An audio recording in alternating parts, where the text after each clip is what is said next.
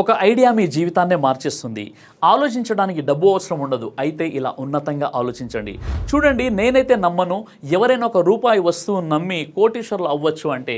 కానీ విషయం తెలిస్తే మీరు షాక్ అవుతారు. కేవలం పల్స్ క్యాండీతో 300 కోట్ల రూపాయలు సేల్స్ చేశారు.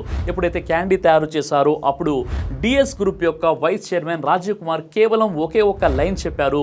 క్యాండీ యొక్క టేస్ట్ ఎంత బాగుండాలంటే తింటుంటేనే కళ్ళు మూసుకుపోవాలి. ఒకవేళ అలా అవ్వకపోతే అది ఒక నార్మల్ క్యాండీగా మిగిలిపోతుంది. తర్వాత ఎప్పుడైతే పల్స్ లాంచ్ అయిందో జనాలకి అది ఎంతలా నచ్చింది అంటే 1-2 కాదు కదా, వాళ్ళు పూర్తి డబ్బానే కొనుక్కొని తీసుకువెళ్ళేవారు. అలా అని ఇది మార్కెట్లోకి వచ్చిన ఫస్ట్ క్యాండీ ఏం కాదు.